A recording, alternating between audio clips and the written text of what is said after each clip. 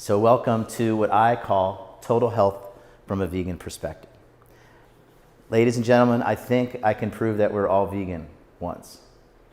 That when we were babies, if we placed you in the crib, and in that crib we put a rabbit and we put an apple, right? Each time without exception, you and everybody else plays with the rabbit and eats the apple. So now that we're all grown up,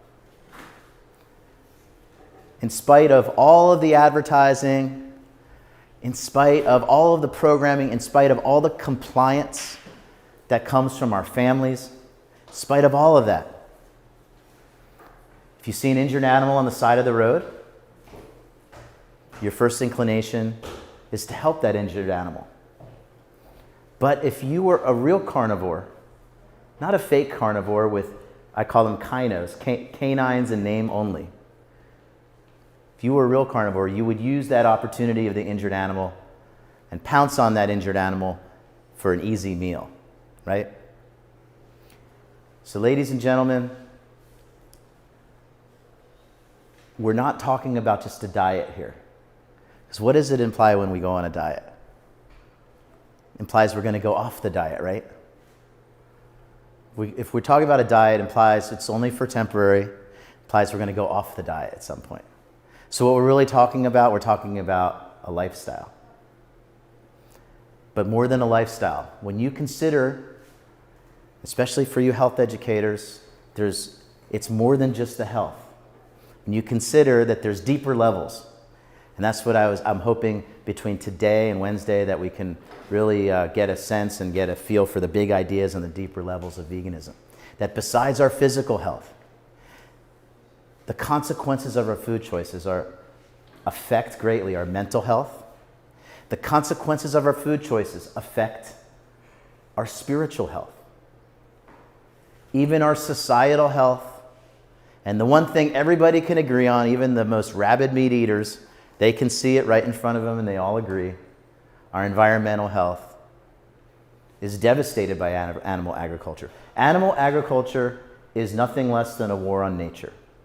It's nothing less than a war on our bodies, our mind, and so on. Well, let's break it down. Let's talk about our physical health. The reason why it's called Hippocrates Health Institute. The whole reason why. Because he said, food is your medicine and medicine is your food. Seems to be really simple. Imagine having ideas so good that they're still talking about them 2,500 years later. I hope that you guys can remember some things I talked about like by tomorrow. That would be an accomplishment for me. That would make me happy. Thousands of years later, these ideas are so important. They're still talking about, they're still aspiring to. But I think like what took hundreds or thousands of years to happen in humanity now just happens in like a matter of years, if not, or maybe decades or then years. Everything just seems to be moving faster and really compressed in terms of time. And I think if we leverage that as a group and as individuals, if we leverage that fastness, the way progress is moving, I think it could mostly be a good thing. But unfortunately, fast forward to today, it seems like the food industry pays no attention to the health industry, and the health industry pays no attention to the food industry. And I used to think, when I first came into the program here, the 3-week program, about 9 years ago, and then I came back a couple years after that with Pam for the Health Educator program, I used to think, gosh, if we could just get a room with a nice round table and have Brian Clement come in to the room, and along with some medical doctors, along with some integrative health doctors, along with some herbologists, maybe some Reiki healers, maybe some spiritual healers. We get them all together in a room and hash it out and come up with a consensus. But I learned very quickly as I got into this, it's difficult for a man to understand something when his paycheck depends on his not understanding it. When you go to the cardiologist and you have a bad case of heart disease, he doesn't say, oh, go on a vegan diet and come see me in 2 months so I can document that we halted, reversed, and resolved your heart disease, right? What does he say? He says, if you don't let me take a vein from your leg, if you don't let me crack your chest open and sew it onto your coronary artery, and if you don't give me $150,000 for that, or maybe it's 180 by now, you're going to die. The quote from Upton Sinclair. Let's talk about genetics. They would actually have you believe that genetics are a big part play a big role, in whether or not you get sick. But I'm here to tell you, and people think I'm crazy for saying this. Well, normal people, because you know what's normal is abnormal, right? What's normal is abnormal. We are obsessed as a society. We're obsessed with this idea of genetics. But we need to be obsessed about epigenetics. I've seen the number as low as 5%, as high as 15%. I have 10% here. That genes play perhaps a 10% role only in whether or not we get sick. So it's really the emphasis should be on epigenetics. And what are epigenetics? Epigenetics are gene expression as a result of diet and lifestyle. The idea is not to allow the bad genes to express themselves. The idea is to let the sleeping dog lie, that we can actually allow good genes to express themselves, and we can suppress bad genes, and we can do all of this with food. So when it comes to nutrition, good genes don't save you, and bad genes don't do you in. We want to let the sleeping dog lie. We can actually turn genes on and off through food. Let's look at what happens in the animal kingdom. An example in the animal kingdom with the bees. Did you know that the nurse bee, the worker bee, and the queen bee have the same genes, have the same genetic path? And that the nurse bees produce a food called the royal larva jelly. Have you heard of this? And they feed the royal larva jelly to a chosen bee, and it turns on the queen bee gene. It's amazing, right? And so it is with us, with our food. So then we have to ask, is heart disease hereditary? Is diabetes hereditary? Is obesity hereditary? Are the autoimmune diseases in large part hereditary? Folks, bad genes don't run in the family. Sausage and peppers runs in the family. When I gave my talk in Medellin, Colombia, I said bad genes don't run in the family. Chorizo runs in the family. Did I say that right? Chorizo? Right? Did I do it right? Okay, good. It's kind of like the computer and the computer programs. Does the computer, we're running off of a computer right now. Does that computer determine what you're seeing right now? No. What determines what you're seeing right now is what I essentially put in through the keypad. And that's how it is. That's the analogy I like to use for nutrition. So when it comes to nutrition, genes are like the gun, and bad nutrition pulls the trigger.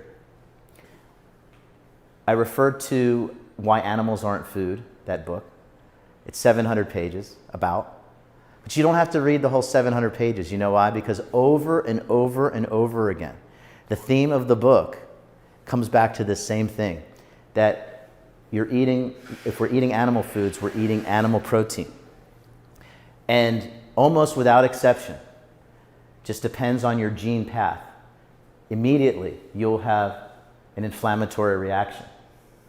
And this inflammation from the animal protein takes many forms. It can take place in your bones, which will show up as what? Arthritis. It can take place in your nerves. It could show up as multiple sclerosis. Autoimmune. The way he explains autoimmune across a myriad of diseases is that we're eating animal protein breakfast, lunch, and dinner since we're babies. Year after year, perhaps decade after decade. And then after a while, our bodies, our immune system mistakes their protein for our protein. And so our immune system starts to attack ourselves. Because all these years it's been attacking this other animal protein, and it gets mixed up. And that's how they think, in large part, not completely, but when it comes to food, consequences of certain foods, with animal foods, that's how it happens with autoimmune. So there's a lot of confusion out there on health and nutrition. And a lot of that is on purpose. The food industry takes a page from the tobacco industry. And this has been shown over and over again. The tobacco industry actually for a long time maintained that cigarettes weren't bad. They actually have, you know, transcripts from their big corporate meetings where they said, all we have to do is confuse people. And then we can get away with selling more cigarettes. They also would engage in, and the food industry does this too, fake studies known as, we call the checkbook science. So one extreme example I'll give you, a theoretical one, is, did you know there's no evidence that if someone jumps out of an airplane without a parachute, that they'll fall to the ground and die? There's no evidence, because it's never been done before. So the food industry and the tobacco industry play these kind of games where there's just, oh, there's no studies ever been done, there's no proof that something's bad for you. A plant-based cuisine is a culture of life. It's a culture of life, and it's feminine in nature. Plant agriculture is feminine in nature. You've heard of did you know the name Sophia is a Greek word for wisdom? And the ancient Greeks knew that wisdom was inherently feminine in nature. That's how you know boys aren't that smart. There's no name, we never call a boy Sophio. Just doesn't sound right. It's not easy on the ears. It doesn't make sense. So plant agriculture requires nurturing, requires watering, it requires love, it requires giving, it requires taking care of. And animal agriculture, what's that all about? That's a culture of death. That's rough handling, hard-heartedness, exploitation, violation of females, domination of the feminine, which we'll talk more about on Wednesday. Animal agriculture produces killer meat. And so let's break down killer meat. When I was in India, do you know I think 70% of India is the number I heard, are vegetarians. Did you know that? Because of Hinduism. We'll talk more about that Wednesday as well. Hinduism is based on the principle, Hinduism is the mother of all religions. It's the oldest one, and it's based on a concept called ahimsa, which is the principle of nonviolence in all ways, in all things, and all beings, right? So when we went there for our speaking tour, one of the things I said, which I think it went over well and it resonated, knowing that I was speaking, whether they were vegan or not, knowing I was speaking largely to a group of vegetarians who didn't eat meat, I said, okay, I'm in the land of India. And by the way, they all thought I was Indian because of my skin tone, but I'm 100% Greek. But boy, they had me pegged. Everyone thought I was from Punjabi. People thought I was Punjabi, which is in the north. And I'm okay with that. I like to, you know, in South America, people will speak Spanish to me, and I'm okay with that too.